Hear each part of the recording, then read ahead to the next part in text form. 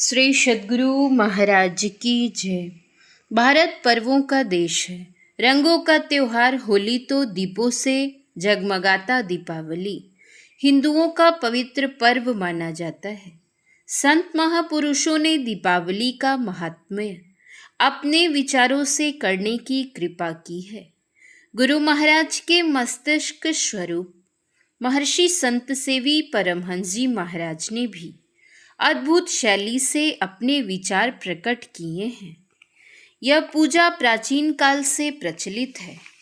यह पूजा कार्तिक कृष्ण अमावस्या की रात्रि में हुआ करती है। लोग बड़े ही उत्साह से धूमधाम के साथ इस त्योहार को मनाते हैं। सभी अपने घर दरवाजों को साफ सुथरा करते हैं, मकानों को लीप पोत कर बरसात की गंदगियों को दूर भगाते हैं और बाहर भीतर घर दरवाजों को अनेक रंग बिरंगी रोशनियों से सुसज्जित कर उस अमानुषिक की तमिस्त्रा को दूर भगाते हैं। अब यह प्रश्नोदय होता है कि इस तिथि में लोग ऐसे आनंद विह्वल क्यों होते हैं? क्या यह पूजा या त्योहार केवल उसी तिथि भर की आनंदोपलब्धि के लिए ही मनाया जाता है, अथवा इसके अंतःस्थल में कोई गुप्त रहस्य अथवा गुप्त भावना भी निहित है?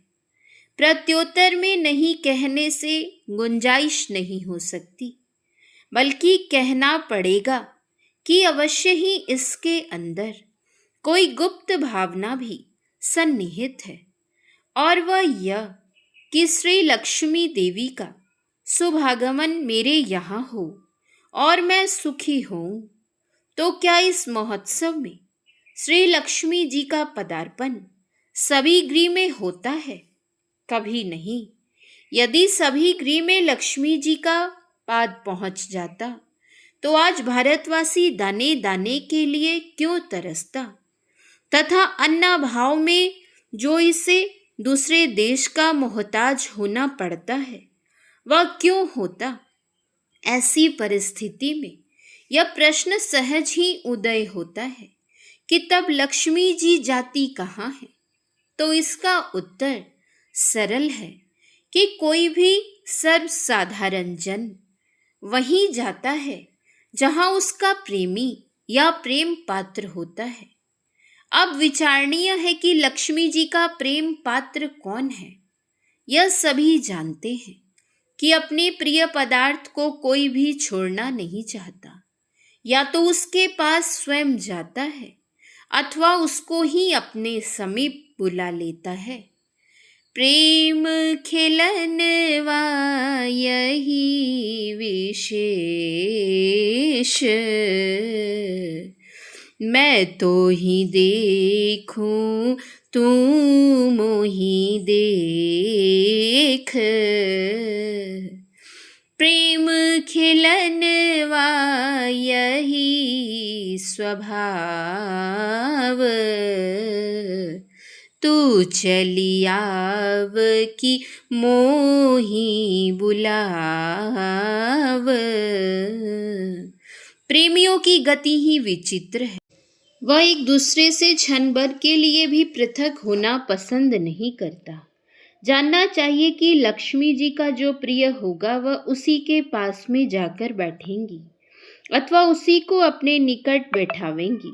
लक्ष्मी जी के चित्र में उनके निकट उल्लू पक्षी रहता है, अतः स्पष्ट होता है कि उल्लू ही लक्ष्मी जी का प्रिय है और उसी के निकट वह जाती हैं। या यूँ भी कह सकते हैं कि जिनके पास लक्ष्मी जी जाती हैं तो वह उससे उल्लू बनाकर अपना वाहन बना लेती हैं। लक्ष्मी जी का आना तो अभी दूर ही है। उनके आह्वान की अभिप्सा में ही प्रदीप कादी जलाकर लाखों करोड़ों जीवों की हत्या कर महाहत्यारा बन पाप के भागी होते हैं। और उनके लक्ष्मी जी के आने पर तो कहना ही क्या, वह धनमद में धर्माधर्म का भी ज्ञान भूल जाता है। संतों ने तो लक्ष्मी धनैश्वर्य को माया कहा है और कहा है कि यह माया तो छाया की तरह अनित्य है। छाया, माया या लक्ष्मी एक स्थान में स्थिर नहीं रहती। दूसरी बात यह है कि यदि उसे पकड़ने चलिए तो वह पकड़ में नहीं आती। आप अपने शरीर की छाया को ही पकड़ने जाइए तो आप उसे पकड़ नहीं सकते।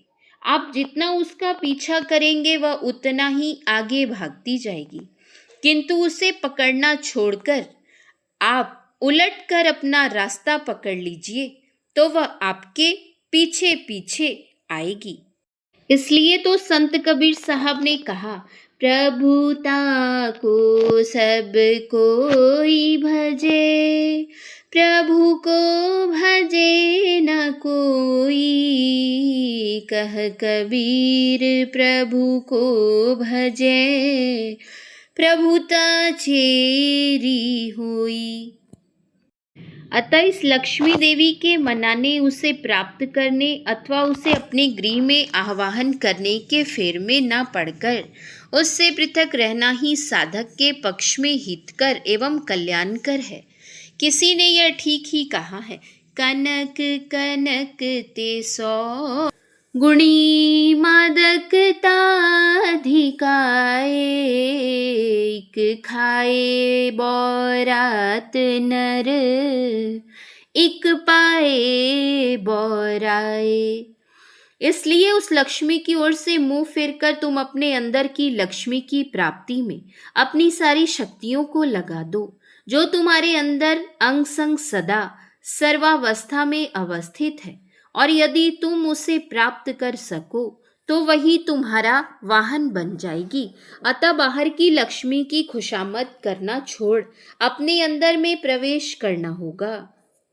इसके लिए तो किसी क्रियावान शुद्धाचरणी गुरु से संकेत समझकर ही करने में कुशल है, अन्यथा युक्ति विहीन रहकर अंधकार में टटोलने से क्या लाभ होगा। अतः सद्गुरु से लक्ष्मी आराधना की युक्ति जानकर साधनारंभ करो। यदि तुम गुरु सांकेतिक निर्दिष्ट स्थान पर अपनी दृष्टि धारों को एकत्र कर स्थिर कर सको तो तुम्हें उसी स्थान पर बिंदु रूप लक्ष्मी का प्रत्यक्ष दर्शन होगा। जिस प्रकार बाह्य संसार की ठाकुरवाड़ी में भगवान विष्णु और श्री लक्ष्मी जी के विग्रह को प्रत्यक्ष देखते हो, उसी भांति तुम्हारे शरीर रूपी ठाकुरवाड़ी में नाद विष्णु और बिंदु रूप लक्ष्मी विराजमान है। किंतु उन्हें देखने की कला किसी जानकार से जानकर देखो। यह जानकर साधक को चाहिए कि अपने अंदर स्थित लक्ष्मी की नित्य उपासना करे और इसी उपासना के द्वारा परब्रह्म परमात्मा को प्राप्त कर चिरंतन परमानंद के अधिकारी बने। अतः हमें चाहिए कि स्थूल उपासना, मानस जप एवं मानस ध्यान करके सूक्ष्म साधना बिंदु ध्यान से लक्ष्मी जी को प्राप्त करके सूक्ष्मतम शब्द साधना से लक्ष्मीपति परमात्मा को प्राप्त कर मानव जीवन को सफल बना ले। श्री सद्गुरु महाराज की जय। श्री सद्गुरु महाराज की जय। श्री सद्गुरु महाराज की जय।